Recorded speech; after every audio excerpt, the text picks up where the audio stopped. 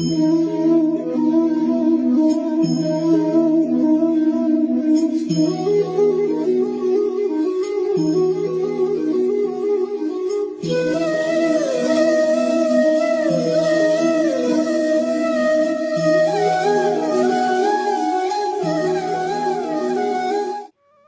ನಮಸ್ಕಾರ.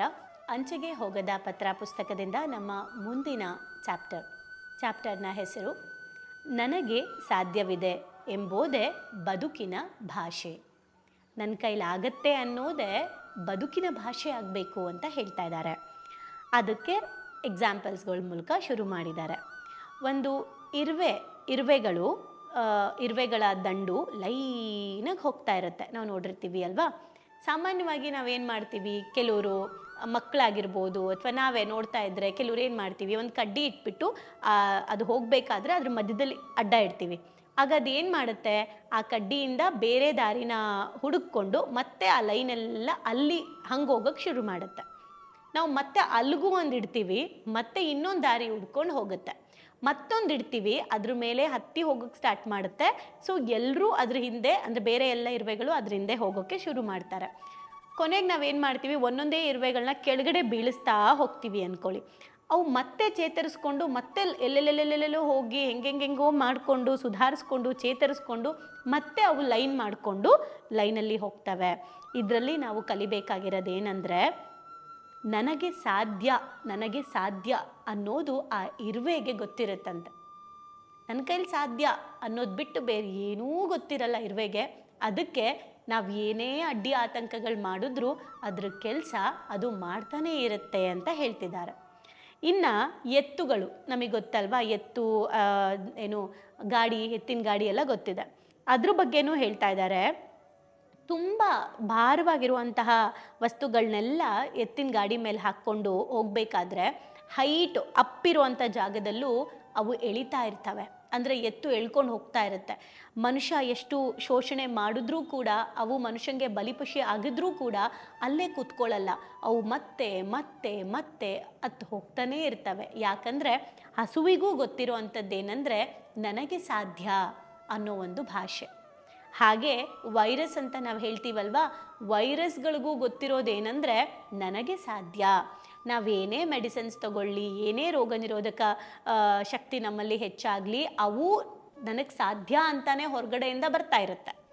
ಓಕೆ, ಅಂದರೆ ಅವರೆಲ್ಲರಿಗೂ ಗೊತ್ತು, ಸೂಕ್ಷ್ಮಾಣ ಜೀವಿಗಳಿಗೂ ಗೊತ್ತು ನನಗೆ ಸಾಧ್ಯ ಅಂತ. ಸೊ ನನಗೆ ಸಾಧ್ಯ ಅನ್ನೋ ಒಂದು ಬಲವಾದ ನಂಬಿಕೆ ಸ್ವಾವಲಂಬನೆ ಮಾಡುತ್ತೆ ನಮ್ಮನ್ನು. ಆ ನಂಬಿಕೆ ಅವರಲ್ಲಿರುತ್ತೆ. ಅದಕ್ಕೆ ನನಗೆ ಸಾಧ್ಯ ಅನ್ನೋದೇ ಬದುಕಿನ ಭಾಷೆ, ನನಗೆ ಸಾಧ್ಯ ಇಲ್ಲ ಅನ್ನೋದೇ ಸಾವಿನ ಭಾಷೆ ಅಂತ ಹೇಳ್ತಾ ಇದ್ದಾರೆ. ಅವರು ಅದನ್ನು ಅರ್ಥ ಮಾಡ್ಸೋಕ್ಕೋಸ್ಕರ ಬದುಕಿನ ಭಾಷೆ, ಸಾವಿನ ಭಾಷೆ ಅಂತ ಎಕ್ಸಾಂಪಲ್ ಕೊಟ್ಟಿದ್ದಾರೆ. ನನಗೆ ಸಾಧ್ಯ ಅಂದರೆ ಬದುಕಿನ ಭಾಷೆ, ನನಗೆ ಸಾಧ್ಯವಿಲ್ಲ ಅಂದರೆ ಸಾವಿನ ಭಾಷೆ ಅಂತ. ಆದರೆ ಸೃಷ್ಟಿಯಲ್ಲಿ ಮನುಷ್ಯ ಮಾತ್ರನೇ ಎಲ್ಲ ಜೀವಿಗಳಿಗಿಂತನೂ ಶ್ರೇಷ್ಠ, ಕರೆಕ್ಟ್. ಆದರೆ ಸಾವಿನ ಭಾಷೆಯನ್ನು ಬಳಸೋದು ಮನುಷ್ಯ ಮಾತ್ರ ಅಂತ ಹೇಳ್ತಿದ್ದಾರೆ.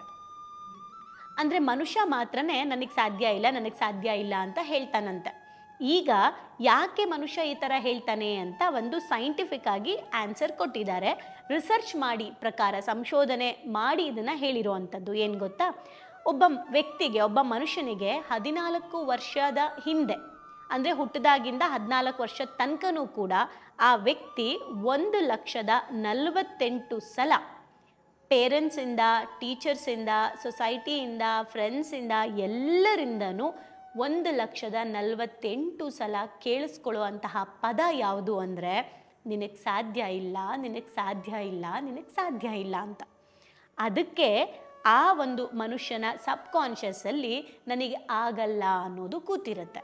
ನೀವು ಸಾಮಾನ್ಯವಾಗಿ ಯೋಚನೆ ಮಾಡಿ, ಎಷ್ಟೇ ಮೋಟಿವೇಶನ್ ಕ್ಲಾಸಸ್ಗೆ ಹೋಗಿ ಬಂದರೂ ಕೂಡ ಎಲ್ಲೋ ಒಂದು ಮನಸ್ಸಿನ ಮೂಲೆಯಲ್ಲಿ ಏನಾದರೂ ಕೆಲಸ ಮಾಡಬೇಕಾದ್ರೆ ಇದಾಗಲ್ಲ, ಇದು ನನ್ನ ಕೈಲಾಗಲ್ಲ, ಇದು ಮಾಡೋಕ್ಕಾಗಲ್ಲ ಅನ್ನೋ ಒಂದು ಆಗಲ್ಲ, ಸಾಧ್ಯ ಇಲ್ಲ ಅನ್ನೋ ಭಾಷೆನ ಮನುಷ್ಯ ಬಳಸ್ತಾ ಇರ್ತಾರೆ. ಯಾಕೆ ಬಳಸ್ತೀವಿ ನಾವೆಲ್ಲ ಅಂತ ಅಂದರೆ 1,40,48 ಸಲ ನಮ್ಮ ಸಬ್ಕಾನ್ಷಿಯಸಲ್ಲಿ ಕೂತಿದೆ ಸಾಧ್ಯ ಇಲ್ಲ ಅಂತ. ಸೊ ಈಗ ಅದನ್ನು ತೆಗೆಯೋದು ಹೇಗೆ ಅಂತಲೂ ಹೇಳಿದ್ದಾರೆ. ಅದೇನು ಗೊತ್ತಾ, ನನಗೆ ಸಾಧ್ಯ, ನಿಮಗೆ ಸಾಧ್ಯ, ನಮಗೆ ಸಾಧ್ಯ, ಮನುಷ್ಯನಿಗೆ ಸಾಧ್ಯ ಅಂತ ನನಗೆ ಸಾಧ್ಯ ಅನ್ನೋ ಮಾತನ್ನು ಹೇಳೋದ್ರ ಮೂಲಕ ನನಗೆ ಸಾಧ್ಯ ಇಲ್ಲ ಅನ್ನೋ ಮಾತನ್ನು ಓವರ್ಕಮ್ ಮಾಡಬೇಕಂತೆ. ಓಕೆ, ನನಗೆ ಸಾಧ್ಯವಿಲ್ಲ ಅನ್ನೋದನ್ನು ನಾನು ಬಿಟ್ಬಿಡ್ತೀನಿ, ನನಗೆ ಸಾಧ್ಯವಿಲ್ಲ ಅನ್ನೋದನ್ನು ನಾನು ಬಿಡಲೇಬೇಕು, ನನಗೆ ಸಾಧ್ಯ ಇಲ್ಲ ಅನ್ನೋದನ್ನು ನಾನು ಗ್ಯಾರಂಟಿ ಬಿಡ್ತೀನಿ ಅನ್ನೋದನ್ನು ನನ್ನ ಮೈಂಡಿಗೆ ಹಾಕ್ಕೊಂಡು 1,48,000 ಸಲಕ್ಕಿಂತ ಹೆಚ್ಚು ಬಾರಿ ನಾವು ನನಗೆ ಸಾಧ್ಯ ಅಂತ ಹೇಳ್ತಾನೆ ಇರಬೇಕಂತೆ. ಪ್ರತಿದಿನ ಪ್ರತಿ ಕ್ಷಣ ನನ್ನ ಕೈಲಿ ಸಾಧ್ಯ ಅಂತ. ಆಗ ಆ 1,48,000 ಸಲ ಹೇಳಿರ್ತಾರಲ್ವ ಸಾಧ್ಯ ಇಲ್ಲ ಅಂತ, ಅದೆಲ್ಲ ಕೂಡ ಕ್ಲೀನ್ ಆಗುತ್ತೆ. ಆ ಜಾಗದಲ್ಲಿ ನನಗೆ ಸಾಧ್ಯ ಅನ್ನೋ ಬದುಕಿನ ಧ್ವನಿ ಕೂತ್ಕೊಳ್ಳುತ್ತೆ. ಆಗ ಪ್ರಕೃತಿ, ಯಾಕಂದರೆ ಪ್ರಕೃತಿಯಲ್ಲಿ ಸಾಧ್ಯ ಇಲ್ಲ ಅನ್ನೋದೇ ಇಲ್ವಂತೆ. ಸೊ ಪ್ರಕೃತಿ, ಬ್ರಹ್ಮಾಂಡ ನಮ್ಮ ನಾವೇನು ಸಾಧ್ಯ ಇದೆ ಅಂತ ಹೇಳ್ತಿರ್ತೀವಲ್ಲ, ಅದಕ್ಕೆ ಪೂರಕವಾಗಿ ಅದರ ಧ್ವನಿಯನ್ನು ಕೊಡೋಕ್ಕೆ ಸ್ಟಾರ್ಟ್ ಮಾಡುತ್ತಂತೆ.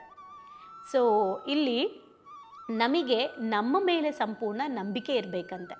ನಮ್ಮ ಮೇಲೆ ನಮಗೆ ನಂಬಿಕೆ ಇದ್ದರೆ ಮಾತ್ರ ನಾವು ಪರಮಾತ್ಮನ ಮೇಲೂ ಕೂಡ ನಂಬಬಹುದು ಅಂತ ಹೇಳ್ತಿದ್ದಾರೆ. ಈ ಒಂದು ಪಾಠದಲ್ಲಿ ನೀವು ಎಲ್ಲರೂ ಕಲ್ತ್ಕೊಬೇಕಾಗಿರೋದೇನೆಂದರೆ, ಎಲ್ಲನೂ ಸಾಧ್ಯ ಇಲ್ಲ ನನಗಾಗಲ್ಲ ಅಂತ ಹೇಳೋದ್ರ ಬದಲು ನನ್ನ ಕೈಲಿ ಆಗತ್ತೆ, I can do it, I can ಅಂತ ಬಳಸಬೇಕು.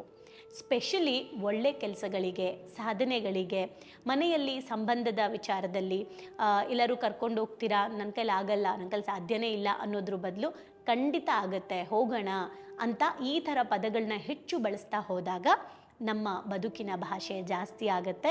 ನಮ್ಮ ಜೀವನದಲ್ಲಿ ನಾವು ಏನೆಲ್ಲ ಅಂದ್ಕೊಳ್ತೀವಿ ಅದೆಲ್ಲ ಮಾಡೋಕ್ಕೆ ನಮ್ಮ ಸಬ್ಕಾನ್ಷಿಯಸ್ ಮೈಂಡ್ ನಮಗೆ ಸಪೋರ್ಟ್ ಮಾಡುತ್ತೆ. ಸೊ ಇವತ್ತಿಂದ ನಾವೆಲ್ಲರೂ ಕೂಡ ನನಗೆ ಸಾಧ್ಯ, ನಿಮಗೂ ಸಾಧ್ಯ, ನಮ್ಮೆಲ್ರಿಗೂ ಸಾಧ್ಯ ಅಂತ ಆ ಸಾಧ್ಯ ಅನ್ನೋ ಮಾತನ್ನು ಬದುಕಿನ ಭಾಷೆಯನ್ನಾಗಿ ಮಾಡ್ಕೊಳ್ಳೋಣ. ಸೊ ನಿಮಗೂ ಕೂಡ ಎಲ್ಲ ಸಾಧ್ಯ, ನನಗೂ ಕೂಡ ಎಲ್ಲ ಸಾಧ್ಯ. Thank you.